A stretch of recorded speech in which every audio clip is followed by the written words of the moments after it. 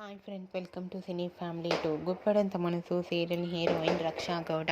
రక్షా గౌడ ఈ సీరియల్లో వసుధర క్యారెక్టర్లో నటించి తెలుగు ప్రేక్షకుల ప్రశంసలను మెప్పును పొందుతుంది. వసుధరకు గుప్పడంత మనసు సీరియల్ మంచి పాపులారిటీని క్రేజ్ను తెచ్చిపెట్టింది.